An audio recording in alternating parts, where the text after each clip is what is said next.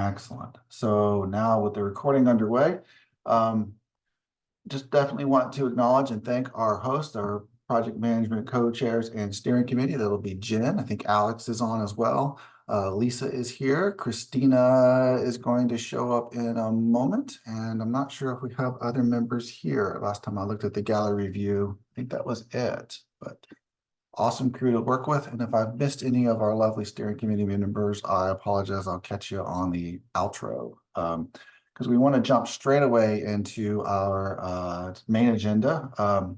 Main presentation is Sarah Rock and Rebecca Lahan from the University of Kansas Health System. I encountered their presentation for the first time through a Kansas networking event. Once a year, the state of Kansas offers a kind of PMO summit that people from around the public institutions in the state of Kansas can offer presentations, and their presentation was just awesome. And I thought this is a definite opportunity to bring this forward to Educause. So with no further delay, I just want to introduce Sarah and Rebecca. You guys have the mic. I will stop sharing so that you can. All right, thank you. I'll go ahead and share my screen here, and then I'll ask, just let me know if for any reason you cannot see or hear. And also Ed and Jen and Rebecca, if you can help monitor the chat, if any questions pop up, we'll probably, we can address them in the Q&A if there's time left at the end. So thanks again for the introduction. Thank you for inviting us today. My name is Sarah Rock. I'm joined by Rebecca Lahan. We're both really excited to join you today. We're looking forward to sharing a couple of tools that we believe can help drive effective change communications within the context of project management. Before we actually get started, though, we wanted to get a better understanding of where you all are coming from. And so we would like to ask you just to pop into the chat a couple of things. You can keep it real simple, but one, we're interested in your typical or general role right now within the project management realm, whether you manage projects, you manage project managers, or as Ed taught me a few minutes ago, you are an accidental project manager. That's okay too. And then just, choose the letter for number 2 that best corresponds with your level of experience in developing change communication plans. And I'm trying to expand so that I can get over to the chat. So I'm gonna do that real quick so that I can. Actually, Rebecca, can you see the chat? Do you want to chime in on what some of the things that you're seeing? Yeah, so we've got individually managed one-off, managed lead projects, couple project managers in there, a lot of managing projects, coach mentor project managers, oversee a portfolio, PMO lead. So, and a lot in terms of the others, sort of a mix. So we're seeing some folks with with moderate experience, some zero experience in there. One couple with extensive experience, so they can jump on in. Okay, good. Yes. We'll turn it over to you here in a couple of minutes. Yeah. And then Rebecca and I can learn from you as well. So, okay, that's great. That's kind of what we were anticipating, is kind of a broad range. So our goal today is that we can provide just maybe a tangible tool, a framework that if you're already highly involved in developing change communications, perhaps you might find can be helpful to augment. And if you are not highly involved, perhaps you can pull a nugget to augment your project management, the projects that you're managing today. So we'll go ahead and just share a little bit about us. So Rebecca and I are both employed by the University of Kansas Health System, and through a unique partnership with the University of Kansas Medical Center, we both report to the office of the CIO. So both IT organizations within both of those organizations report to the same CIO. And Rebecca and I together support the approximately 700 IT professionals across both of those departments. And we're responsible for the people development strategies and roadmaps for those employees. Personally, I've been an organizational development and change practitioner for about the last 15 years, and my passion and my focus is in behavioral change, group dynamics, and leadership development and coaching. Rebecca, you want to share a little bit about your experience too? Sure. So I have been with the health system for a little bit of over 2.5 years now. I spent 20 years in the public sector in an HR department. The first 4 were in recruitment, and then I spent 16 in our education and development division. We stood up various employee development programs, did some instructional design. Was part of that team during the pandemic and had to convert everything over to video and virtual formats. And as Sarah mentioned, I work closely with her uh, in her role. My sort of area of expertise is more on the training and the development side to help drive improved performance and implement behaviors. Right. So where our worlds kind of met, so my involvement from a change management perspective in developing change communications in Word for our employees as we go through various changes and initiatives. I've had the opportunity to support various projects and even a few projects that have impact our end users. So the nurses, the doctors, the students, the researchers from either organization. And one of the things that I started to notice was a potential gap in the life cycle of the project life cycle, where a lot of times, if it's a really big project, we're lucky and fortunate enough to have a dedicated resource in corporate communications who comes on board right before go live and helps write and deliver key messages to the end users who are being impacted by this. However, one of the things that I started to see was this opportunity for perhaps a more formal, structured approach to change communications way earlier in the project lifecycle. And so Rebecca and I partnered to provide some training and education to the leaders and the project managers in our department. So what we're going to share with you today is some of the tools that we and the frameworks that we shared with them. And hopefully you can find something that is of value to you and take it back to your day-to-day.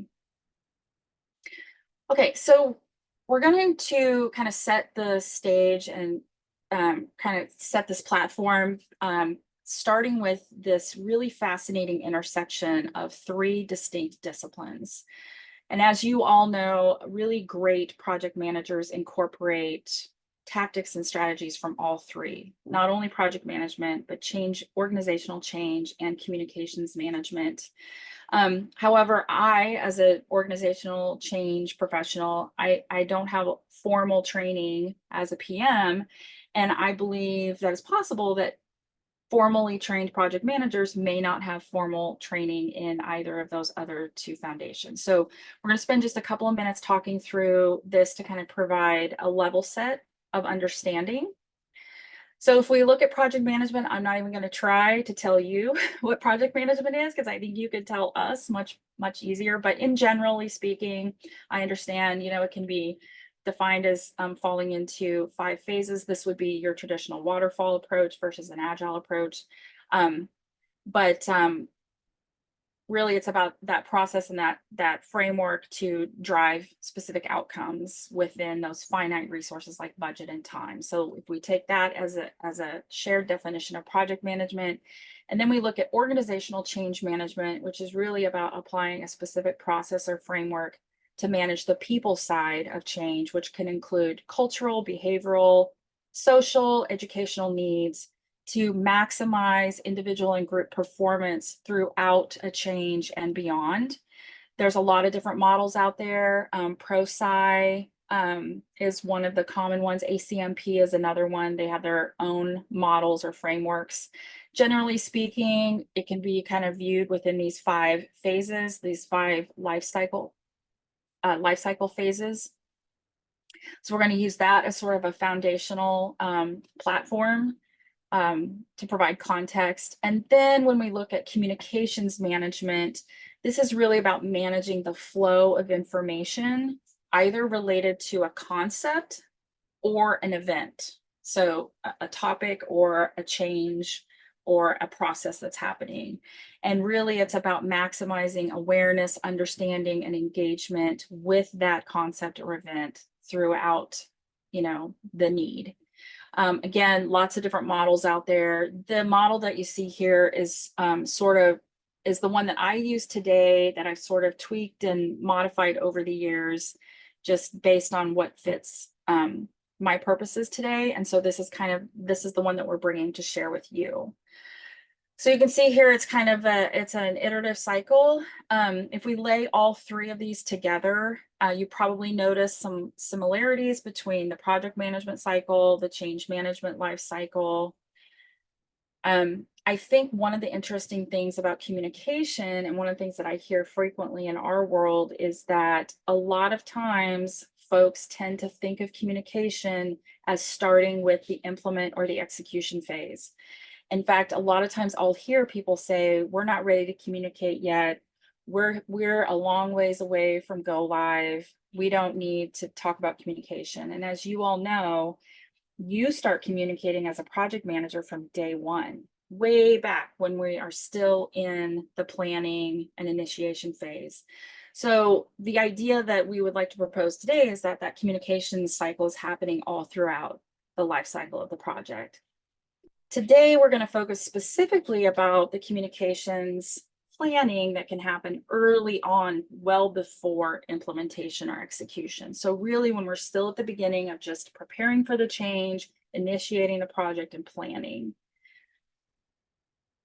Okay, so let's dig in. So we're going to take this communications management life cycle. We're going to dig in each of those 5 steps. And our goal is to provide a couple of tools. I do want to say before I forget, at the end of today's presentation, Rebecca's going to post a PDF of the slides, and then also a template or like a worksheet that you can use that walks you through each of these 5 steps if you find that helpful. And Sarah, we do have a question before we move on. Sure. There's a question about what model is it that you use to model your communication management after? I'm going to tell you, I have no idea. So there are, if you Google, if you go out there and you do research around communications management, there are all sorts of models out there. This one is just sort of a conglomeration that I've sort of patched together over the years. So I can't necessarily cite a specific source for this. Okay. All right, so the first thing that I typically do, and this is when I'm working with a project team, I will work with the project team, the project sponsor, the project champions, perhaps, to really get a good, clear understanding of what the communication is meant to accomplish, not the project, not the change, not the system we're implementing, but the communication itself. And so I tend to ask them to think about these objectives in 2 tracks. So one track is a rational or a tactical set of objectives. It's very tangible things that we're trying to accomplish. We want to create awareness. We want to notify people of something. We want to prompt them to take an action. That's a very specific thing that we can plan to accomplish. The other track is something that I think is sometimes overlooked, and that is the experiential or the emotional track. That is thinking about the emotions, the thoughts, the opinions that we hope to evoke through this communication. And so it could be any of those things that you see listed there. It could be anything, really. Oftentimes when we're dealing with a change initiative, something that's changing, it is a lot of easing anxiety. It's reassuring folks that they will be supported. It's that sort of thing. So we want them to walk away with, after hearing this message, whatever it is, with this sense of curiosity or excitement or engagement. I think a lot of us know this inherently, but to actually sit down and consciously think about that and build that in your communication plan can be really valuable. One thing I wanted to mention here is that you don't see listed under the rational or the tactical objectives anything related to education or learning. And that is because in this particular model, I am operating under the assumption that there will be a separate training or education plan. So we don't necessarily have to address learning or education within the communications plan. But one thing Rebecca pointed out earlier, which I think is a great point, is that the earlier we can connect our training plan to our communication plan, the more cohesive of an experience that can be for our end users, for our project team, et cetera. So the training experience, the learning experience can echo and reiterate the communications that they've heard, and the communications can help set the stage for the learning that needs to happen, the behavior change that needs to happen down the road. So I'm going to have you hold on to this concept for just a minute. We're going to move into the next step of this process, and then we'll come back to the objectives here in a minute, and we'll kind of bring it together. So once we have a really solid understanding of what it is we're trying to accomplish through the communication, we move into developing key messages. And this is where I will almost always hear, we're not ready to communicate. We don't even know what's changing yet. And I always like to challenge that, because as a project manager, as a sponsor, as a champion, communication is happening from day one. And the opportunity to really solidify the core facts that we know today about this project from the beginning can really help set the stage for shared understanding later. So a couple of questions that we can ask ourselves or our project team or our sponsors are just, what are the facts of this project? What do we know today? What do we believe or understand to be starting, changing, stopping? Why are these things happening? Why should anyone care about this? And then what is definitely not included? So you recognize we're getting into scope and things like that. And then what are some of the details that we absolutely know we will need to share later? I'm going to show you a couple of examples here. And so I think that number one, this is the one thing that I hear frequently is I'll get on a project meeting or it's a status update, and we jump right into milestones, deliverables, and we miss an opportunity perhaps to level set again. Why are we here? What are we accomplishing? What is the purpose? And so from the objectives of the communication, the rational and the experiential objectives, plus the key messages, the facts that as we know them today, we can then start to develop that elevator pitch about the project itself. And this, it can be just a very succinct, I'm sure you're all familiar with elevator pitches, but really just that simple statement that can be used over and over and over again throughout the life of the project to anchor and center people to why we're here. What it is again, what is it again that we're doing? Why are we doing it? So I'm going to show you an example, and we're not going to read through this, but from the worksheet, something you might end up with is, this is a scenario that we used in one of our training workshops, a sample implementation of a new system that's going to require people to log in to applications differently. And it's in this sample scenario, it's because it is a regulatory requirement that we have to meet with the state.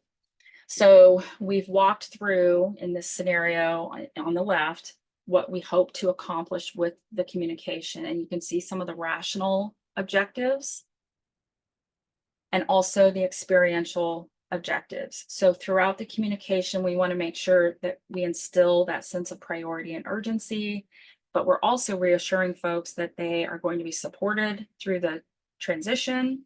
And we want to build in opportunities for them to gather questions or ask questions. And then from there, we move into our key messages. And this is simply, what do we know today? What are we doing? Why are we doing it? What do we know? And what do we know we're going to have to communicate later? And then from those two components, we can then move into this elevator pitch. And you can see here, it's just 2 sentences. In this scenario, we came up with a cute little what is that, mantra or tagline that we can help ground people to. The value here in this elevator pitch, and this is what I've seen in my experience, is that sometimes we miss the opportunity with our sponsors and our champions for them to really absorb how they should be talking about this project. And if we as project managers can help guide them and I don't want to say spoon feed them, but give them a platform, help develop this elevator pitch with them, and then they have it in their back pocket and they can use it over and over again to help recenter their constituents.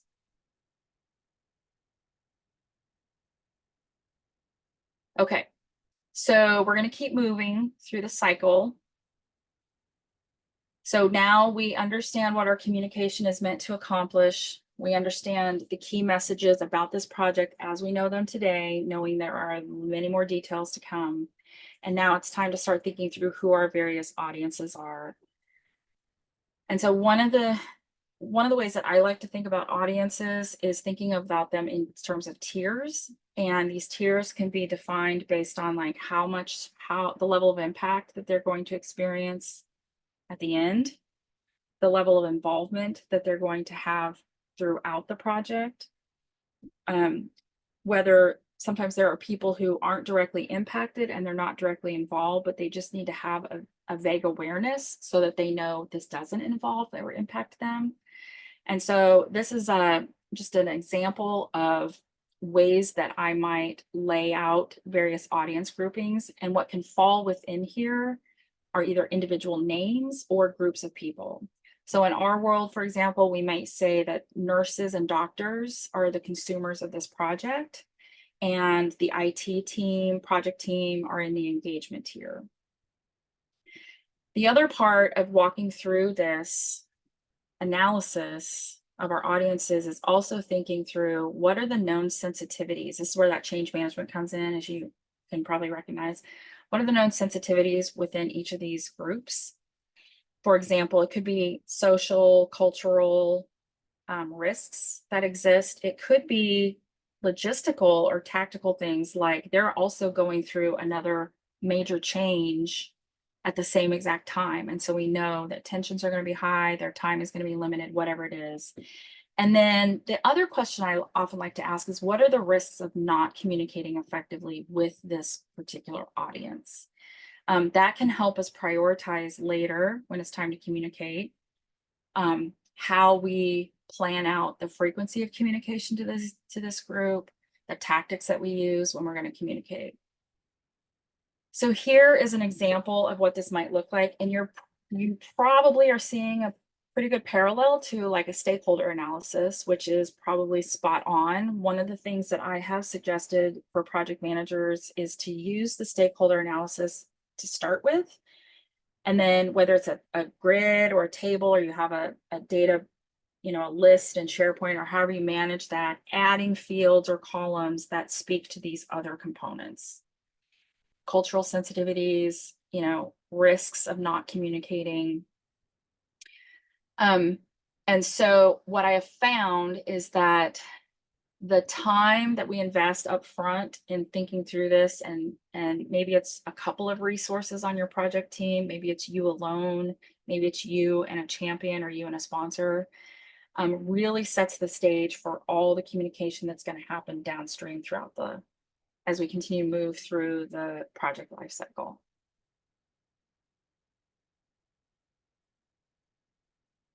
Okay. So I'm watching my time here.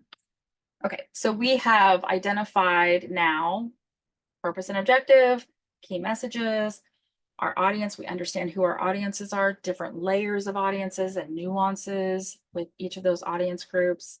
And then we're going to move into the development and the delivery of the actual communication, which you're already doing as a project manager. You're doing status reports, you're doing, project team meetings, and any number of things that you are needing to distribute to keep people engaged throughout the process. One note that I always like to remind folks, and this is kind of a mantra that I live by, is that, I operate under the assumption that only 10% of my audience will receive 10% of my messages 10% of the time. This is a great reminder to me that one-time communication, one-dimensional communication is probably not going to cut it. And I know we all live in this world of like information overload. It's in my email somewhere. I sent you that email, and now we have chat and Zoom and Teams on top of it. And so the other guideline that sometimes I'll use is 7 times 7 ways. And I learned that from a friend of mine in marketing several years ago, is that for the really important stuff, the really critical messages, we have to deliver it in different ways across time. So we're going to talk through some of those tactics and how to kind of mix those up. Okay.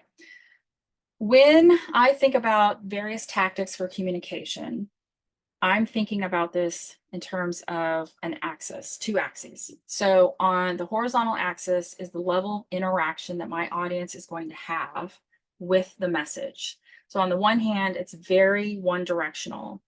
There's minimal interaction. I receive it and I can't really do much with it beyond that.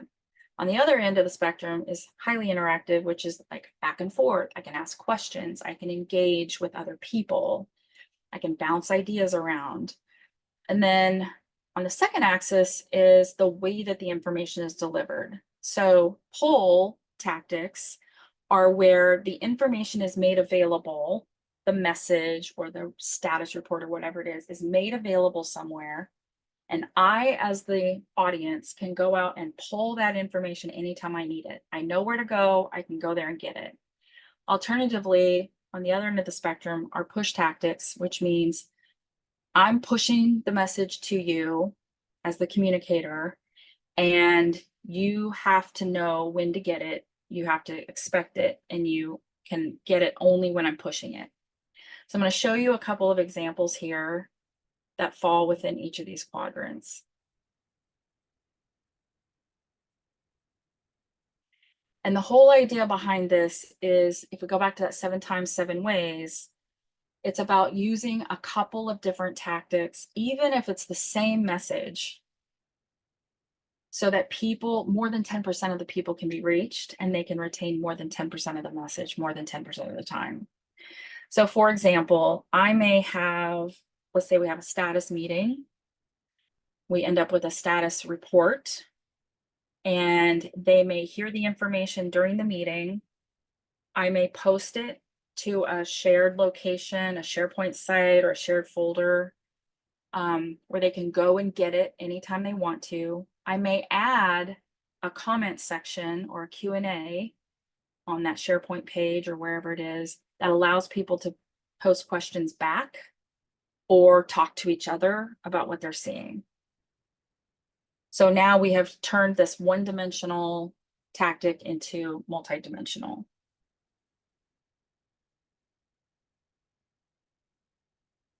Okay. And then the second component of development and delivery, once we understand all the tactics that are available to us, and we don't have to use all of them, but just using a nice assortment, then we start thinking through sequence and timing.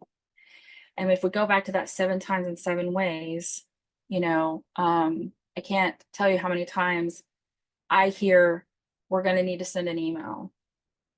And if we take a look at who the audience is, how they're impacted, what the sensitivities are, what the risks are of not reaching them, we start to realize we actually need to reach them in multiple ways, multiple times.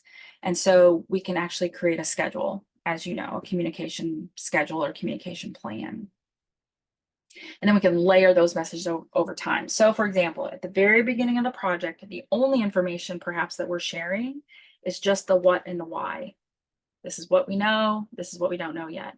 And then as the project continues to progress, we start to scope, we start to, build in our milestones and create a roadmap. Then we start layering in additional information. People can follow along with us as we move through that change.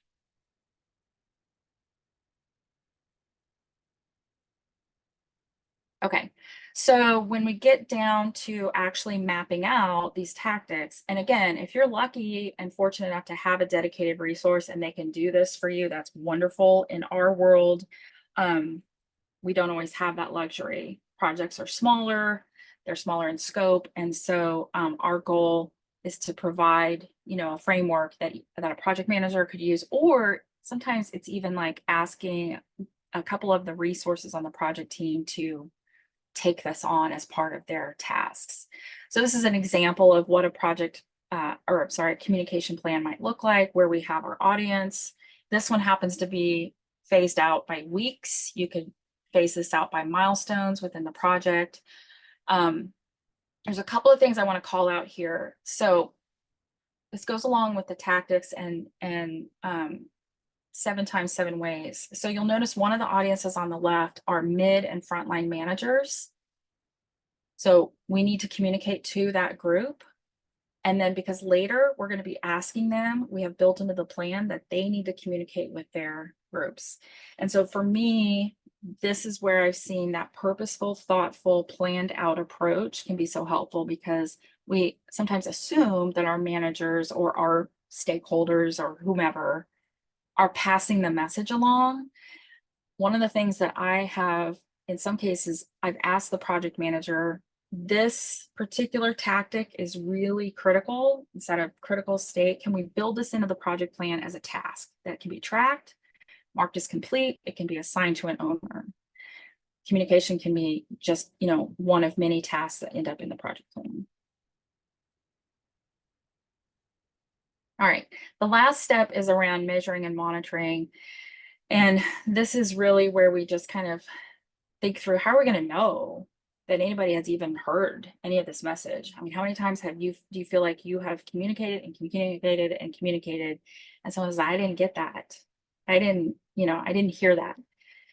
And so just taking a moment to think through, what are we going to use to know that the message has stuck? If we don't take this step, the risk is that we're just push, sending messages, and there we're just hoping they stick. And we really have no idea. And that can potentially create havoc downstream. So here's a couple of examples of things that we can use as measures. It does not have to be complex. A lot of times in my experience, it's just a gut check. Did anybody click on that article on SharePoint? Okay, we had 10 people click on it, but we have 700 people who are going to be impacted by this project. That tells us we need to ramp up the communication.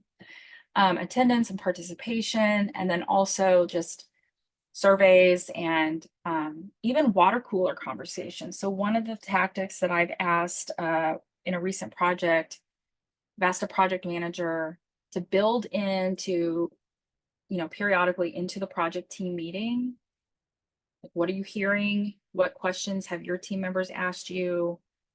So soliciting from the project team members themselves some of that informal chatter that they're hearing out on the street, so to speak. So here's an example of various tactics that we might use on the left, and then different ways that we might measure or monitor those. And again, if we're using a variety or a combination of tactics, we can use a combination of measurements as well. So we take a step back. One of the things that I could, if I were listening to this as an audience member right now, I could be completely overwhelmed by the idea of all of these little boxes that have to be checked and the planning and all of that. And if nothing else, I want to convey that this whole cycle can be as simple or as complex as you want or need. And so in some cases, this whole iteration of steps 1 through 5 can occur in the span of a week to 2 audiences with a couple of tactics. Simple, done. In other cases, it spans the entire, planning phase of a project, and it involves many layers. And so you can scale it up or down based on the needs of your project. So with that, I'm going to ask Rebecca to kind of share a little bit about some of the things that we've been doing to share this information with our project managers and the managers in our team. Sure. So, so the presentation that Sarah delivered this afternoon is actually kind of a mini version of a workshop that we have conducted with our leaders and our project managers, and actually made it a very structured workshop and asked them to bring a scenario, a communication plan that they needed to work on, and actually worked through that with them so that by the time they left the session, they at least had a, a starting point. We also created a template, which we will share with you as well. So if you find those types of things helpful, I think in terms of just sort of is it sticking? I think this week Sarah had one of our assistant directors reach out to her about taking a look at our plan. So it is starting to get its way through through our department. I did want to kind of circle back to the comment Sarah made about training and all of this. So if you are, you know, it's a more complex project and there is going to be training involved, as somebody who's lived in that world, as she mentioned, bringing those folks in early can be really helpful because then they understand the change. They can incorporate that into some key talking points for the training, and it can also be helpful if they understand the tiers, because those tiers may have different training needs. So your, you know, your engagement tier versus your consumer tier may both have some training needs. They may be unique based off of what it is they're doing. So I just like to make that plug for all of my colleagues who live and breathe, breathe that world. So, Sarah, anything I missed in terms of the training piece that you wanted me to talk to? No, I mean, it's definitely a process, and the adoption rate it varies, and so every project manager brings their own style, and so whether you already have tools that you use or whether you're looking to try something different. I see some chatter. So Yeah, there was a question about how long has it taken the timeline of process if it is starting to stick? In terms of the training, or in terms of just if you're working through the communication plan for a particular Mel project? says for us. I'm sorry, Mel, can you expand just a little bit? Give me one more hint.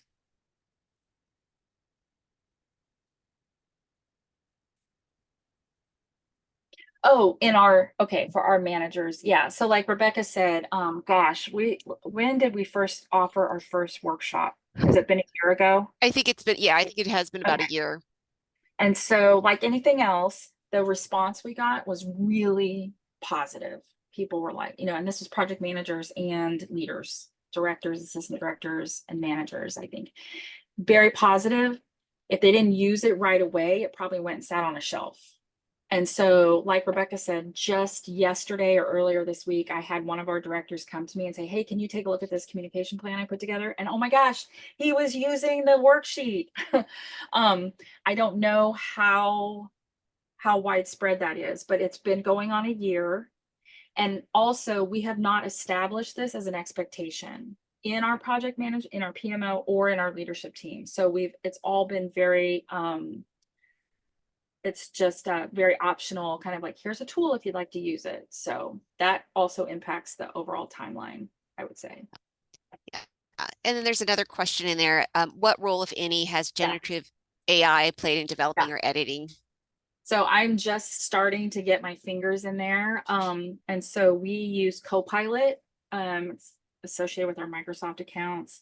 And you know, my experience matches what I've been hearing from everybody else, is that it's a great starter to get my brain started, and then I still have to apply my own lens to it. So for me personally, a lot of this worksheet is intuitive now. So I go through this process in my head almost without having to go step by step. And so it's pretty smooth process for me. But I have totally in Copilot, Chat GPT, I've, create a basic communication plan for XYZ, and it spits out something really beautiful. And then I have to go and tweak it. So I am really excited to play with that because I recognize the value that that can bring for sure. Those are the only two tools that I've used, though. I'd love to hear if anybody's using anything else.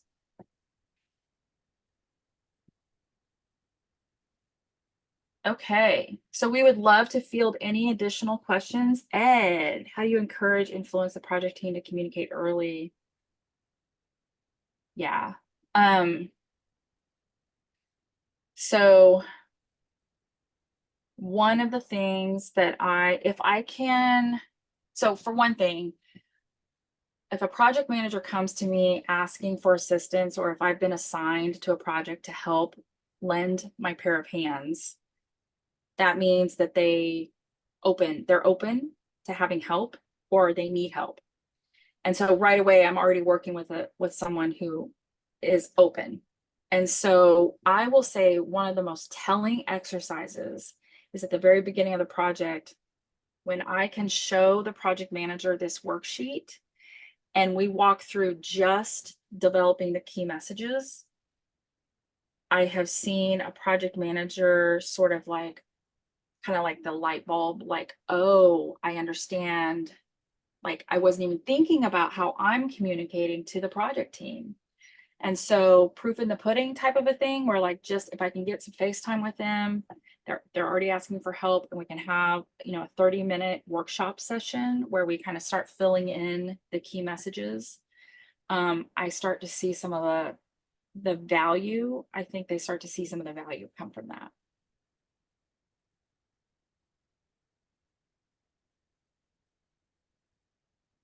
And then I think second to that, I think also reminding them we're not talking about communicating, to the end users right now, really. We're talking about communicating to your key stakeholder, like your stakeholder leaders, your champions. We don't have to worry about the end users yet because we're not even there. Any other questions? I'm not seeing any others in the chat. I did post the template as well as the slides in there, so you should be able to access those. Okay, so Mel says, do we work with marketing and communications? Okay, yes. So in our world, if a project is considered big, which is so their corporate communications will assign a resource. Often what they are responsible for doing is when we get right up to go live, in the weeks leading up to go live, they will write and distribute messages about training and about go live readiness and about go live. They don't typically get involved because they don't have the capacity, honestly. They don't get too involved this early in the project, which is another reason why we felt like equipping PMs and leaders with some of these tools could be very helpful for them. Why isn't the key stakeholders part of the project team and working with the technical team? Can you expand on that, Julie? Yes. So typically for us, when we have projects, we're working with like the registrar's office, we're working with HR, and so that they're part of that project team. So they are involved in those communications. And so I just assumed that was normal and was always the case for all projects, but is that not the case? Yeah, so in our world, our key stakeholders, we have different layers, of course, but so like we'll have stakeholder leaders, or we call them operational leaders. So the people out in the clinic, like the nurse leaders, so they may be involved early in the project, but they also are not, if they're focused on communicating, they're focused on communicating directly to their constituents. And the risk there, if we just say, create your communication plan for your constituents, we may end up with different messages going to different people. And I don't know if I'm addressing your question. Well, I guess what I'm just wondering is those stakeholders, like, why are they not involved? And it might just be because your school is different than, ours, but I'm just Mhm. kind of wondering, why aren't those key stakeholders part of the Are you project team from initiation to completion? Are you referring to a specific, something you saw on a slide where I said stakeholders? No, you mentioned about making sure that you communicate to the stakeholders from the very Oh. onset, which made me think that your stakeholders weren't Gotcha. aware of the project or weren't involved in the projects. And I might have made an Gotcha. incorrect assumption. No, I totally get it. So like in a course of a standard average project, you have all kinds of people participating in all kinds of different meetings. You have a governance meeting, you might have a steering, you might have a project team meeting. There's information flying everywhere. And so I think the way that I approach this is like having a cohesive, consistent message that everyone is receiving every time, so that they're all on the same page, can be really helpful. So yes, they may be involved at various aspects of the project all throughout the life of the project. It doesn't mean necessarily that they're hearing or getting the same information. And, they walk away from a meeting with a different understanding than someone else. So Yeah, that makes sense. Okay, thanks for the clarification. yeah, absolutely. And Sarah, it just looks point- like Mel's, Mel's got her you hand go. up. So I was just going to provide a little bit of context. I think I've been a project manager in corporate, nonprofit, and as well as higher education. I think that higher education is a little bit of a different animal when you start talking about, and I think that's what they're alluding to. And I was kind of trying to wrap my head around, like, how do I really implement this? Because I think that this was amazing, by the way. I love it. And I definitely need to improve, I need to tighten up now and get these things improved. But with higher education, everything is like a committee. There's so many people in on it. So I think that this is what they're trying to wrap their head around. Because back when I worked in, corporate or nonprofit world, yes, I mean, I could do exactly that and be very tight with my communication, who was coming in, and like you, I may or may not have had a marketing department and they were assigned a small thing, but now it's like, I know I can't do anything without marketing say, and then they have to get the faculty's approval. Yes. And it's a little bit more tricky, but I still do think that this can be, it needs to be, I guess, a little bit different than what you're presenting, but just more of it involved. So this framework could still work here. It's great. It's just gonna have to tweak it a little bit. Yeah, absolutely. That would be ideal. Take what you feel like would work and scrap the rest.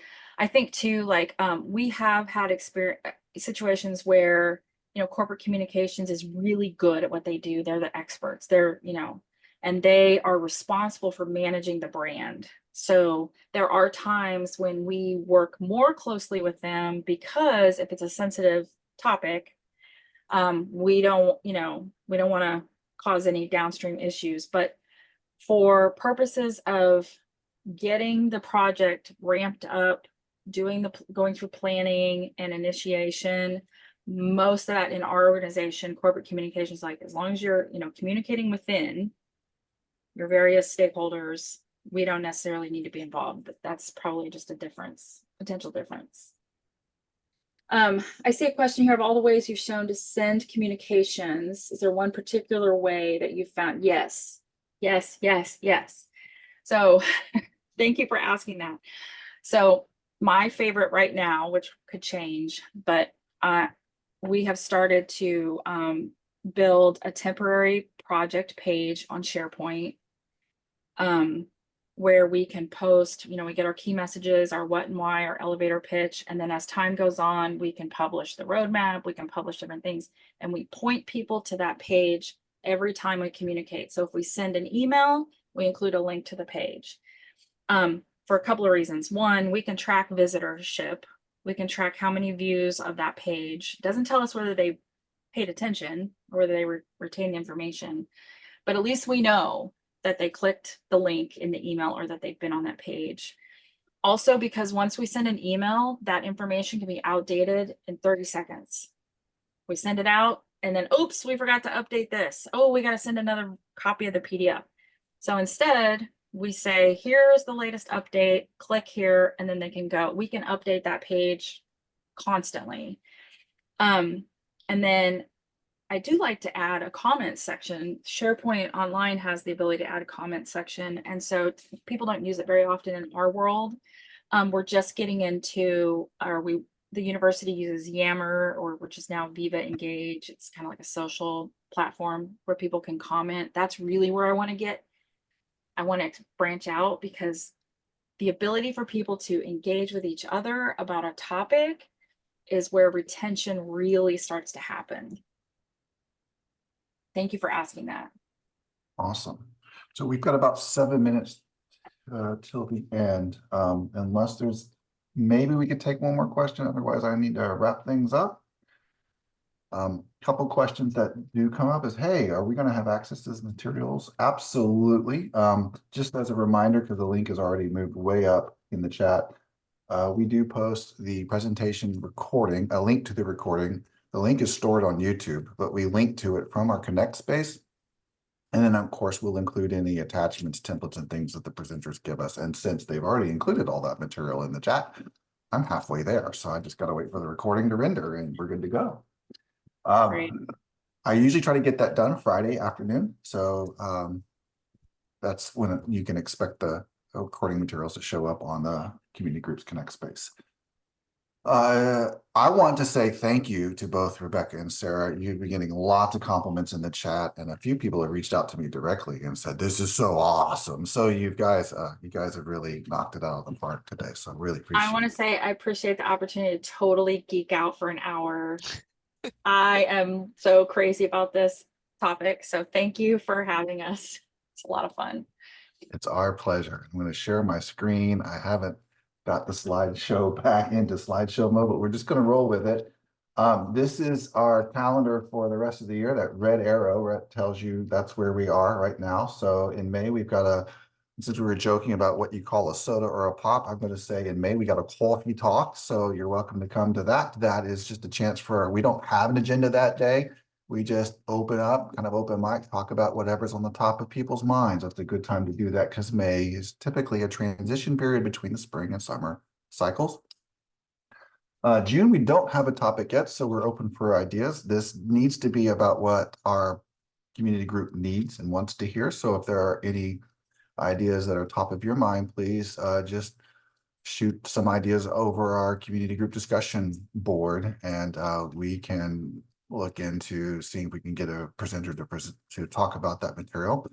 Not receiving any good ideas, we'll probably offer another coffee talk. We'll just remain flexible. We've got a couple of things brewing, but we need to make sure that those connect before I announce what those are. So we have no meeting in July because we all take a break. Another coffee talk in August, and then a conference preview, the conference, and then our Educause recap, and yet another coffee talk. So a lot of coffee coming up. So go out and get your favorite brand of coffee. You're going to need it. I think that's it, folks. If there's nothing else, I want to say again, thank you to our presenters. Thank you to the steering committee for all the work they do behind the scenes to set the programs for these monthly meetings. Thank you, community group, for participating. It was a huge number. Something like in 160s were registered. I didn't count the actual shows in the participant panel, but that was a lot. So you guys have a great day, all of you, and make it an awesome week. Take care.